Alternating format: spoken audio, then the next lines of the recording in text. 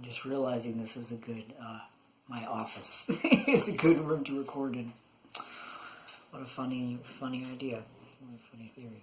I'm actually using the stand I'm using. I'm not even using one of our tripods because we have a couple of them. But because of encrypted rituals photography and me getting back into photography, but they're his. I'm using a really cool, actually, I'll just show you. A really cool wrought iron candle stand. Hopefully that showed, okay. That we found because, and it has a little thing holding it up on the back because otherwise it would be flat. This, it's a candle stand that we found because we find everything that we have. I am in pain. It is almost over. That's all that matters. It's the weather. What am I gonna fucking do? TISA was over. We did a lot of art stuff. I tried to stay cognizant, which I think I did okay with. Kind of fine. That's the other thing about being here. Most of the time I'll probably be petting the cat because she just sits so nicely on her little runway to her throne. Her little catwalk. I just watched Mac does its makeup like a Bratz doll thing. Oh my god, that new video was good. I love seeing people like go into new spaces and feeling more empowered and how it affects them. It's so good. Anyways, so yesterday I had a thing I was going to talk about, and then grounding became more important. And then so a bunch of the conversations I've been having with people lately, whenever I say that, it's because I talk to a lot of people between, put these on, so because my ADHD is starting to get all wonked out, and it helps me focus, because frames make you focus. At least for my ADHD, it works very well. But between clients and friends and people across different professions and just all the stuff that I'm involved in, I always have a plethora. I have an endless amount of people I can talk to about anything, which is how I do so much of my social research, is just going out and talking to people. And then additionally, hi, hello, I see, okay, hi. And then additionally, doing book research, etc., etc. Like my office bookshelves are just mainly covered in a lot indigenous sciences, plant and animal biology, whole lot of different behavioral science stuff of all kinds, tons of resistance stuff, sociology, blah blah blah blah blah blah blah blah blah blah. This is only some of the books in the house too. We have I don't know how many more bookshelves. I think 3 out there. We downsized from the last move, which was hard, but we'll get more books. But anyways, so the thing I've been talking to people about has just been, it's been a relapse period for a lot of people. Mars in retrograde, who knew? Mars, wow. Oh no, Mercury, sorry guys, I'm so out of it. And now I'm gonna have to go suss why I said that. Anyways, sorry. Has been bad behavior, bad mistakes. A lot when you start going through whatever relapse you go through, be it addiction or just some sort of habitual behavior or whatever. I find as I get better at not doing any relapsing, and I refine my ability to do things more, that I have to change how critical I am of myself. Because in the beginning, like when you are learning to not relapse, you have to be really, really critical, and you have to be really, really like focused and concise. Which means I should probably put these back on because that was helping me talk. And so, however, the more you refine what you do, you can't remain that focused and concise on everything while still also being hyper analytically critical of yourself. And so you get a point where you have to learn how to be gentler to yourself, as I've been talking about in previous videos. And so one of the things with that, and obviously this is going to be a longer fix, they get longer now. Oh, look, it's because I have a quieter space. And I'm more, able to talk. But anyways, as you refine more and you learn to be gentle on yourself, something I, due to a conversation last night that came up, was just basically like, my nerve damage was being horrendous last night. It's still really fucking hurting right now. So I had to call off from a client, and I was really kicking myself, and I was like, just not happy.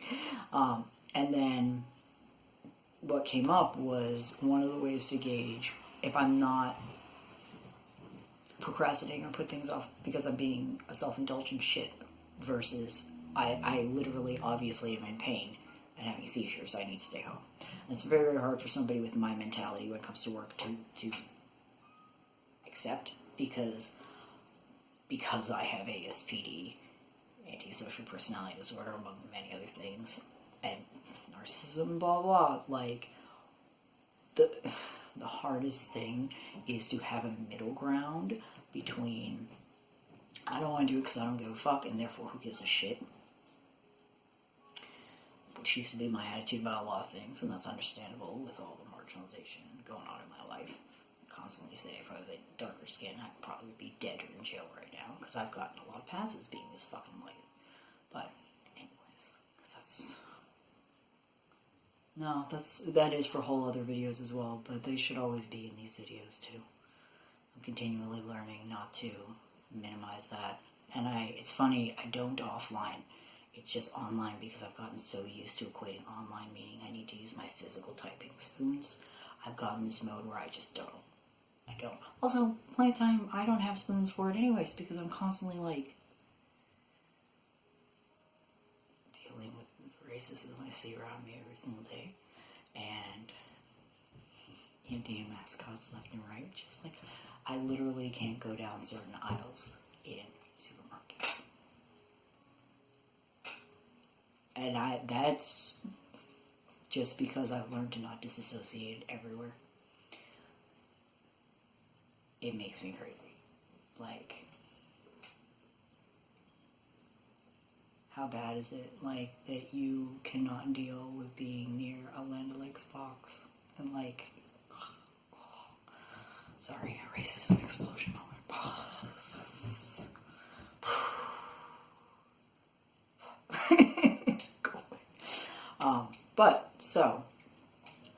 Relapsing in bad behaviors. So that's the reason why I used to be like that. I used to be like, fuck everything, or I'm a shit because I don't do what I'm supposed to do.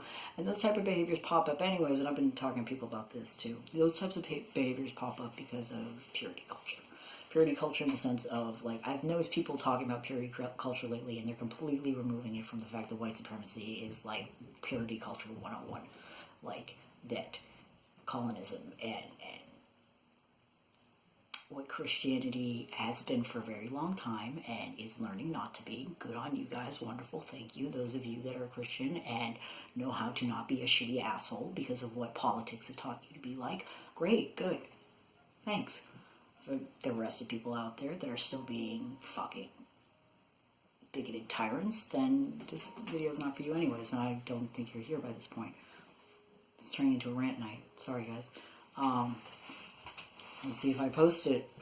I usually don't post my rants because I get anxious about it and stuff, but we'll see. Maybe I'll just do a short one after this. I wonder why I'm in such a ranting mood. Probably because I'm in so much pain. And I have so little spoons to deal with pain, which means I have so little spoons to deal with the things that are fucked up in this world. I keep having this dream that in my lifetime, like, the level of bigotry that I see everywhere is not the case. And those of you that are laughing need to understand that we have increased in population so beyond reasoning. I mean, we're the dominant species, why would we not? That we can't live in this close of quarters to one another with patriarchy and white supremacy being in charge. We shouldn't be anyways. It shouldn't be that people used to have enough space to act like assholes. And I know there's still plenty of spaces where predominantly only white people can afford to go to them. But the trickle up effect has been happening more. I was talking to a client recently about how they're like, I feel like maybe I'm too bougie being in this like all white building, and me being like, honey, you're not bougie, you need to be here. They need people like you here so they can learn to not be shits and that they can't keep everything for their fucking selves. And good on you, and I know the stress that it's causing you. I'm so sorry, because I can only imagine how alienating and horrifying it is to live here. I can't. Like, if I could afford to live in one of those buildings, which I will at some point, if I go the path I'm intent on going, I couldn't deal with that shit. I would be terrified. Living down south was hard enough. I couldn't imagine living in an apartment building that full of people that are like that. Oh my god, I'm going to totally not be able to post this. We will see. So anyways, bad habits and bad behaviors. So I guess this has to be in here because it all ties in. I'm going to stop narrowing my thought process because it seems to not be helping anything. Bad behaviors are bad habits. If you make bad excuses for your bad habits, then they're going to keep happening.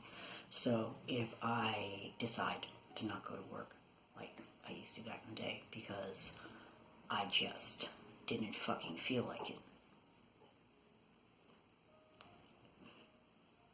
it's a bad mistake. It's a bad choice. So why would you keep doing it?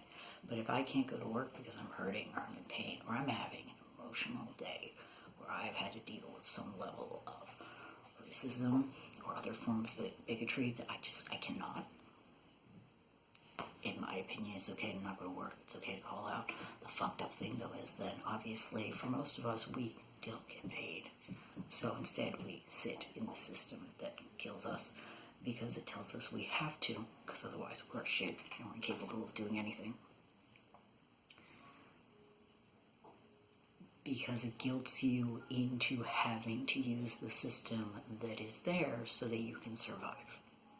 Everybody who is dying or traumatized by racism, oppressed by racism, and other forms of bigotry. I'm sorry, I'm saying other forms of bigotry, not listing out everything, guys. I mean, I'm a disabled queer. I think I'm allowed to leave them off the list for the moment.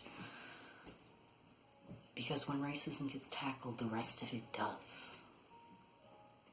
Queerphobia cannot exist if racism doesn't. Because racism wipes out queerness in anything except for white people who are allowed it if they have the money to get away with it. That used to be what it was. And over time it changed because poor white people had more of the ability to stand up for themselves. Now, poor light-skinned folk have more of the ability to stand up for themselves.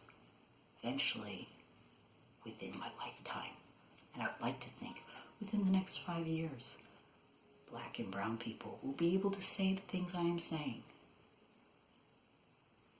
and not have to worry like how I am right now. It's crazy. Like, that's crazy to me that I'm this anxious about this video. I can't imagine what it's like for somebody darker skinned than me. I'm gonna pause. I'm gonna think about if I'm gonna post this. Because it's heavy. And heavy is in a lot of ways what the world needs. But do they need it from me? That's where I halt. Is it my place to be posting this video? Is it my place to be saying that the system is fucked up until it starts accepting that it has massive behavioral mistakes that it chooses to keep making, that therefore kill and oppress people on massive scales that you can't even possibly comprehend unless you're living in it? Do I have the right to post that video? I guess I do. I'll talk to you all later. If you like anything that I do, please go on to my Patreon. I'm trying to actually get money in my life so I can donate it to people who need it more than me. Or make time to make more videos where I just keep taking down the fucking man. And yes, I know what that means when I say that. I mean it completely. like, subscribe, share it around, whatever. If people want to watch my face, send them my way. If you're not sure, send them my way anyways. If I can get one person to change their mind on not being a bigoted shit every day, I've won. Wahaha. Anyways, night, y'all. Take care. Be the best monster you can be, even if you think everyone is gonna hate your ass for it. If you know it's the right thing to do, then fucking do it, even if you look stupid and silly like me.